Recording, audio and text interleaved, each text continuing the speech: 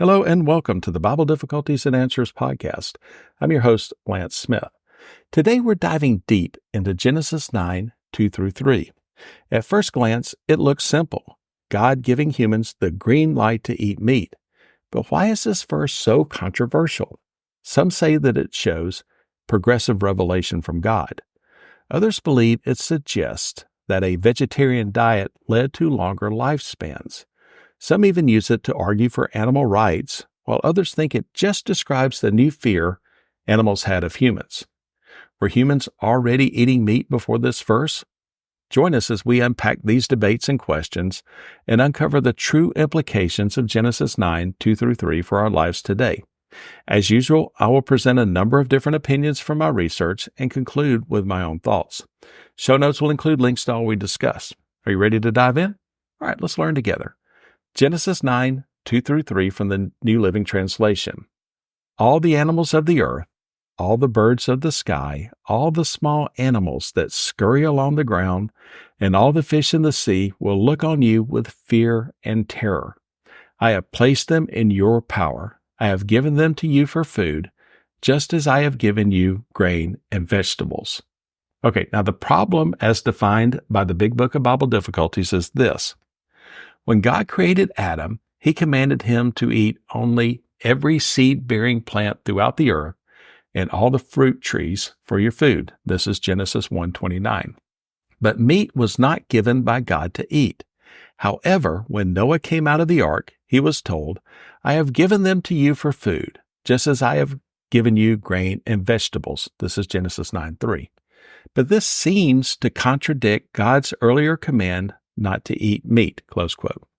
All right, let's start finding a solution here, and we'll begin with the Big Book of Bible Difficulties. And they say, and I quote, this is a good example of progressive revelation, where earlier commands are superseded by later ones. In matters that do not involve the change of any intrinsic moral standard, and that's based on the nature of God, God is free to change the commands to his creatures to serve his overall purposes in the progress of redemption. For example, parents at one time will allow small children to eat with their fingers, only to instruct them a little later to eat their potatoes with a spoon. Then, a few years later, the same parent reprimands her older child. Don't eat your potatoes with a spoon, use your fork. There is no contradiction here at all. It's a simple matter of progressive revelation adapted to the circumstances and all geared to the ultimate goal. God works in a similar way, close quote. All right, let's dive into this concept of progressive revelation. Imagine teaching a child how to subtract numbers. At first, you tell them not to subtract a higher number from a lower one because negative numbers don't exist in their world yet. But as a child grows and their understanding deepens, you introduce negative numbers and explain that it's perfectly okay to use them now. This is a great way to think about how God's instructions to humanity might evolve over time, revealing more complex truths as we become ready to understand them. All right, let's begin our research with a podcast favorite, as the New Revised Standard Version commentary offers this explanation, and I quote, here God revises the earlier commands of vegetarianism, Genesis 1:29 through 30.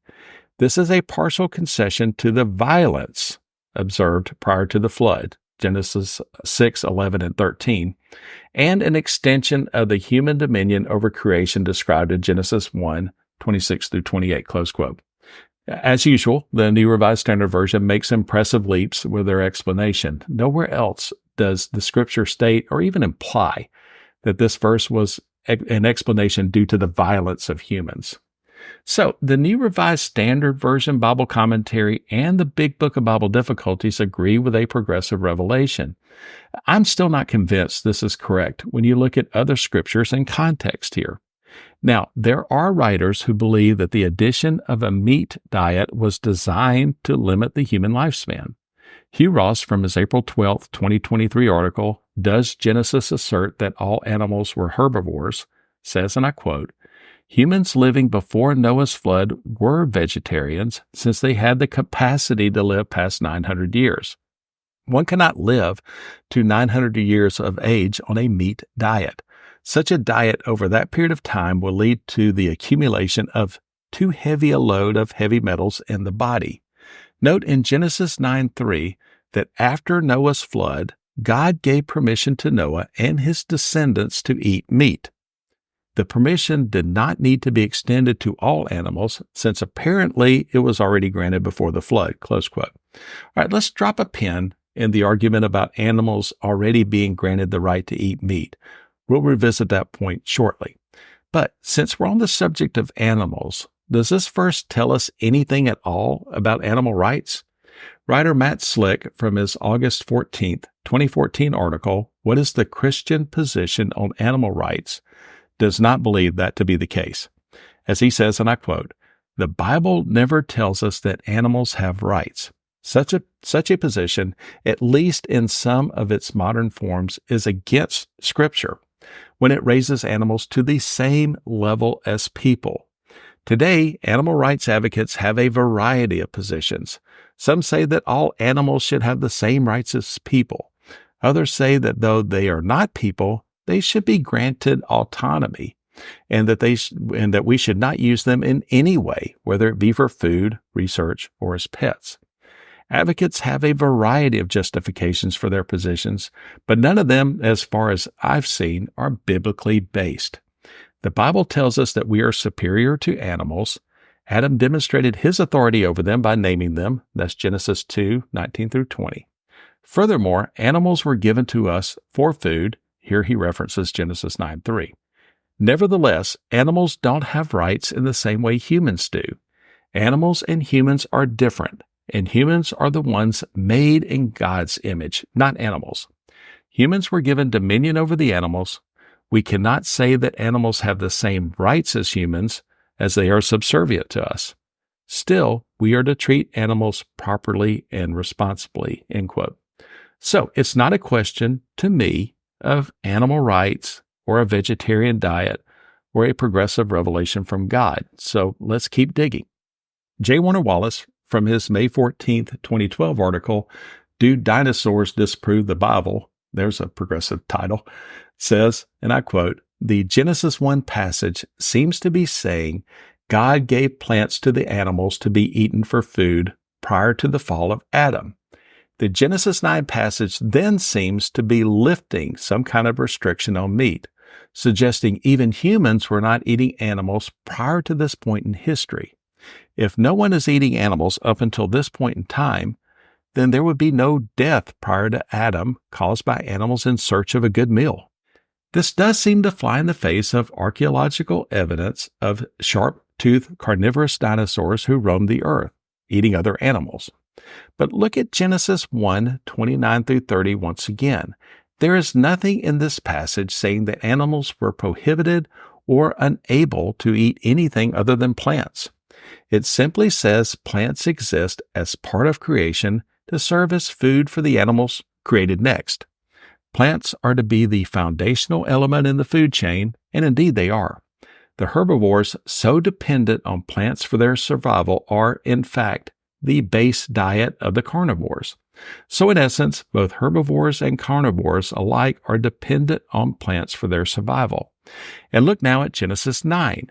This is a command directed at Noah and mankind. It has little or nothing to say about the behavior of the lower animals themselves, and certainly does not eliminate the possibility that animals ate each other and died prior to the sin of Adam. Close quote. Fuzail Rana, from his December 30th, 2000 article, Animal Death Before the Fall, What Does the Bible Say?, says, and I quote, "It is doubtful that the permission to eat meat recorded in Genesis 9:3 must be interpreted as the first time God authorized such a diet, since it would appear that animals have been killed at least for sacrificial purposes as early as Genesis 3:21.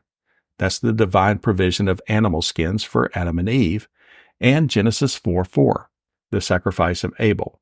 What Genesis 9:3 actually authorized was the eating of all kinds of meats, thus removing the prohibition against the eating of unclean animals that had been instituted for Noah's family within the special symbolic situation in the Ark Kingdom." Close quote. All right, J. Warner Wallace is one of my favorite Christian apologists, and I think he's on the right trail here. Same with Fuzail Rana. But is their focus too limited regarding this scripture passage? The Bible Ref website has this explanation. God had said to Adam that he could eat from every plant except for a single forbidden tree. God again gives humanity specific permission to eat, saying to Noah and his sons that they can eat anything that moves, as well as any of the plants. This in part might explain the reason why man's relationship with animals is characterized in this passage as hostile. At this point in God's relationship with humankind, no restriction is mentioned about defining certain animals as edible or inedible, clean or unclean. This may have been understood in the sense that Noah would have considered those animals not previously defined as clean as inappropriate to eat, and we look there to Genesis 7. The other possibility is that humans may have been free to eat animals categorized as unclean until God made them off limits for his people in the law, and this is Leviticus 11 and Deuteronomy 14. The permission to eat anything that moves may have included an implied restriction against eating animals which had died of natural causes. In other words, only animals moving when man decided to eat them were acceptable, close quote. Let's conclude our research today from the thirdmill.org website from an article titled, Did Man Eat Meat Before the Fall and the Flood? It says, and I quote, some argue that Adam was given specific instructions in the garden to only eat vegetation and not meat. Does this affirm that Adam and Eve were merely vegetarians? Not necessarily. The text only states that the positive command that man could eat vegetation. It does not explicitly forbid the eating of meat. So, while the text does dictate that man may eat vegetation, it does not outlaw the eating of meat, close quote. All right, let's turn our attention back to a key point. I believe thirdmill.org has a compelling argument. The notion that the pre-flood world was entirely vegetarian does not hold up well under close scrutiny of Scripture. While the Bible does indicate that God provided food for humanity, it never explicitly prohibits the consumption of meat. Many advocates for a vegetarian interpretation overlook the fact that God gave humans dominion over all animals, and again, Genesis 1, 26 and 28, which includes the use of fish, birds, cattle, and even insects as food sources. Some sources, like the Big Book of Bible Difficulties and the New Revised Standard Version of the Bible, argue that God permitted meat consumption only after the flood, suggesting a shift in divine intention. However, this interpretation implies that God's stance on eating meat was either uncertain or evolved over time. Other scholars assert that no one ate meat before the flood, but they often miss the significance of Genesis 4, 3-4. In this passage, Cain and Abel's offerings are described. Cain presented produce, which God rejected, while Abel offered a lamb, which God accepted. This account, occurring long before the flood, shows that animals were already being used in offerings. Typically in such sacrifices, the blood was poured out, the bodies were burned, and often, as later Scripture indicates, the remains were eaten by those making the offering. This suggests an early practice of eating meat. It's crucial to read Scripture in its entirety rather than isolating single verses, which can lead to misinterpretation. Genesis 1, 29-30 does not explicitly state that humans were only supposed to eat plants, nor does Genesis 9:3 explicitly grant new permission to eat meat. What is evident is that the relationship between humans and animals evolved. Right, get ready for our next episode where we tackle an intriguing puzzle. Genesis 10:5 mentions that humankind has had many languages, but just one chapter later, Genesis 11:1 says that there was only one language. What's going on here? Join us as we dive deep into this fascinating mystery. You may reach us at our website, BibleDifficultiesAndAnswers.podbean.com, or you may reach out to me directly at our email address, BibleDifficultiesAndAnswers@gmail.com, with any questions, comments, concerns, fits of righteous indignation, or just to say hi. Also, please like and subscribe to this podcast. Tell a friend or two as well. And also write a review and give it a 5-star rating on Apple Podcast, Podbean, Spotify, YouTube, or any of your venues of choice. It really does help get the word out about the most amazing book ever written. Again, I'm Lance Smith. Until next time, I wish you good luck, good health, and God bless. So long, everybody.